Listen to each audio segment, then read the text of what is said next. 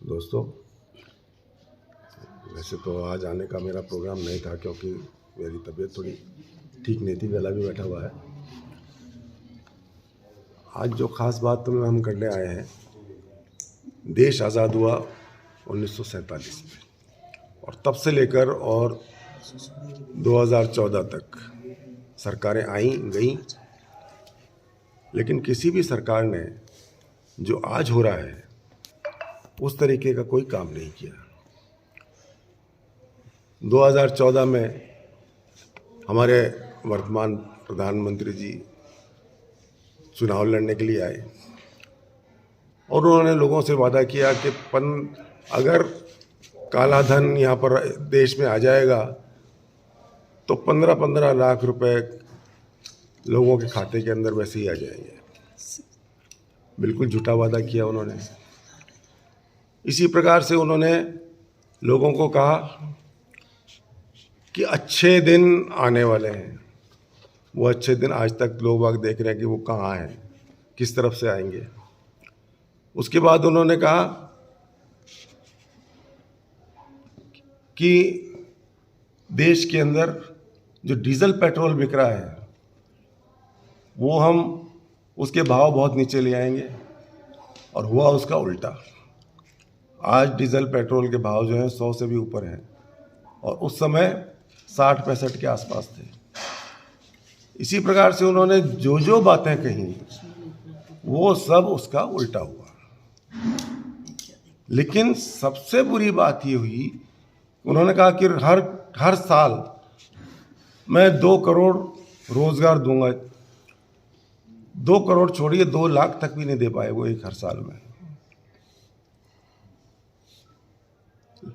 जो मैं कहना चाह रहा हूं कि सबसे बुरी बात जो हुई कि इस देश के अंदर जो एक ताना बाना था आपस के अंदर भाईचारे का, प्रेम का, सारे समाज के लोग, सारे धर्मों के लोग आपस में मिलजुल कर रहते थे, उसको तोड़ने का इन सरकार ने काम किया। आपस के अंदर वैमनस्य फैलाया गया, एक धर्म को दूसरे धर्म से लड़ाया गया।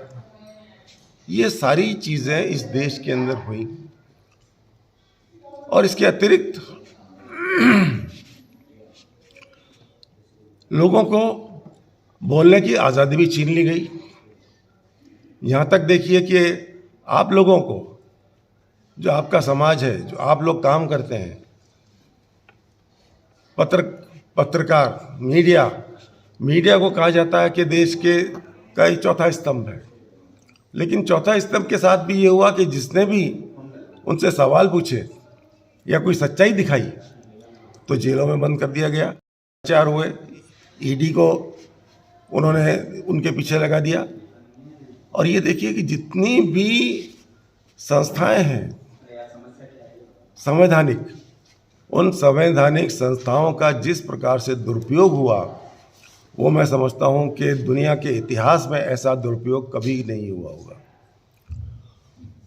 और ये सब चीज़ें दिखाती हैं कि हमारा देश, हमारे जो शहंशाह हैं, जो अपने आप को सेवक कहते हैं, वो तानाशाह बन चुके हैं।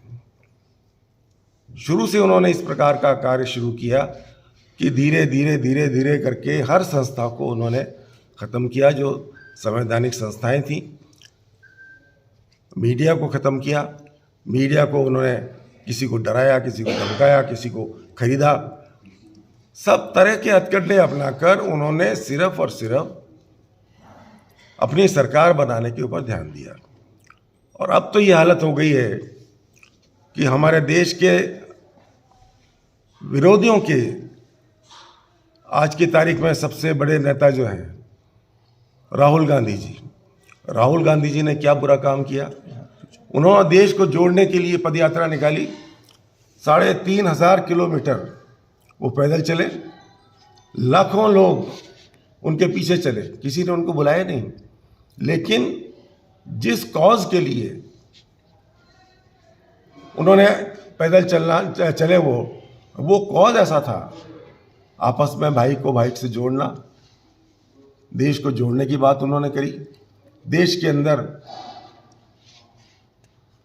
जो रोज़गार ख़त्म हो गए, आज रोज़गार नहीं है, रोज़गार की बात उन्होंने करी। इस प्रकार से जो भी उन्होंने कदम उठाए, जो भी बात उन्होंने करी, वो अपने लिए नहीं करी, उन्होंने आम जनता के लिए करी, देशवासियों के लिए करी। कि जो देश के अंदर हो रहा है, आज देखिए महिलाओं की क्या हालत है। महिलाओं के बारे में ये कहते थे कि हम महिलाओं का बहुत सम्मान करते हैं, लेकिन आप देखिए क्या क्या हो रहा है महिलाओं के साथ।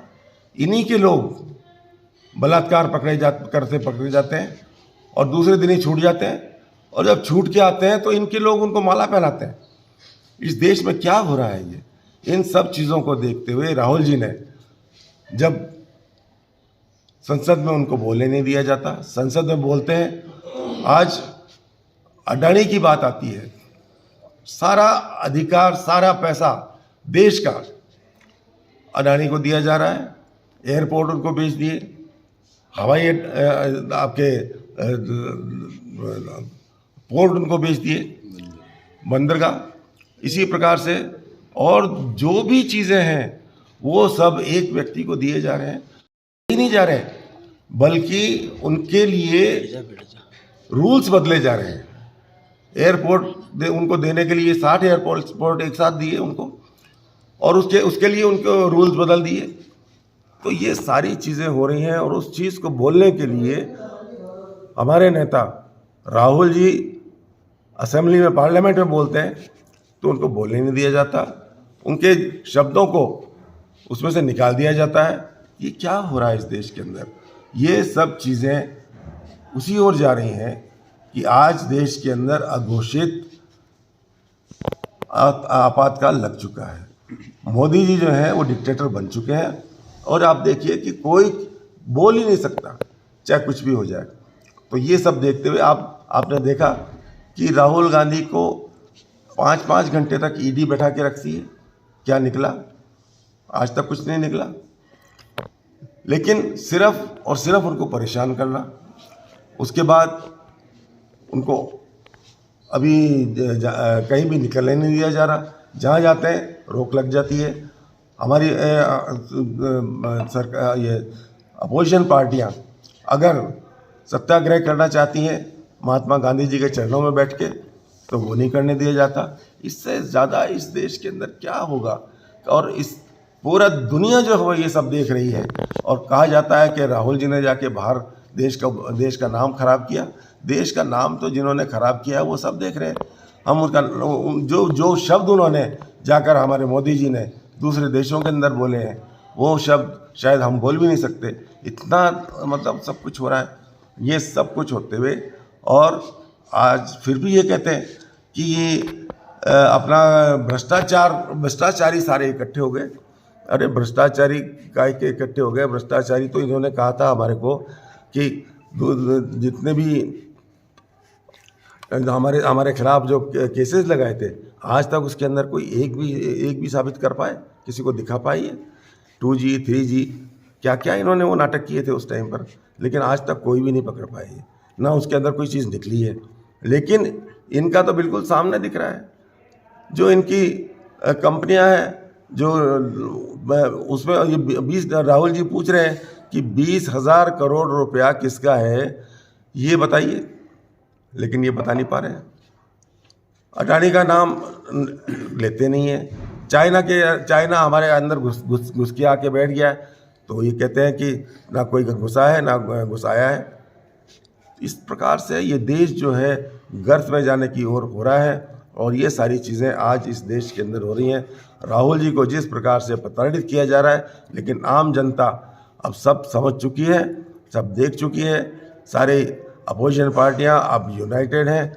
आज करीब 20 पार्टियां जो हैं वो राहुल जी के साथ, कांग्रेस पार्टी के साथ मिलके आगे बढ़ रही हैं, और सारी इनकी पोल खोलने की ओर आ रहा है। लेकिन ये इतने घबराए हुए हैं राहुल जी से कि ये कुछ इनको समझ में नहीं आ रहा। आप देखिए छोटी सी बात कि मकान खाली करने के लिए उनको नोटिस दे दिया। अरे भाई, बहुत से लोग ऐसे बैठे हैं जो सालों से बैठे हुए मकानों के अंदर, जो किसी पोस्ट पे नहीं है, लेकिन राहुल जी को सिर्फ राहुल जी के पीछे लग रहे हैं। इस प्रकार से राहुल जी के ख़ानदान ने, ये वो फैमिली है जिसने जिसके नाना 10-10 साल तक जेलों में रहे अंग्रेज़ों के टाइम पर। अंग्रेज़ों के टाइम पर जेलों में रहे। उसके अलावा उन्होंने अपना इतना बड़ा जो आलीशान मकान था वो दान में दे दिया। उनके लिए क्या कमी है? देश के अंदर कोई उनके लिए कमी नहीं है। उनके पिता ने बलिदान दिया इस देश को अखंड रखने के लिए। उनकी दादी ने बलिदान दिया इस देश को अखंड रखने के लिए। और उसके बावजूद आप ऐसे व्यक्ति के साथ जिस प्रकार का आप कर रहे हैं, वो सब देश देख रहा है, दुनिया देख रही है। आज दुनिया के अंदर इनकी थू-थू हो रही है, चाहे वो अमेरिका हो, चाहे वो जर्मनी हो, चाहे ब्रिटेन हो, सारी दुनिया के अंदर इनकी थू-थू कर रहे हैं लोग बाग। और ये देश के लिए अच्छा नहीं है। आने वाला समय जो है वो इनको बताएगा, देश की जनता इनको बताएगी कि ये इन्होंने क्या किया है। एक डिक्टेटर को हटाने के लिए पूरा देश आज एक हो चुका है। ठीक है सर। जो बातें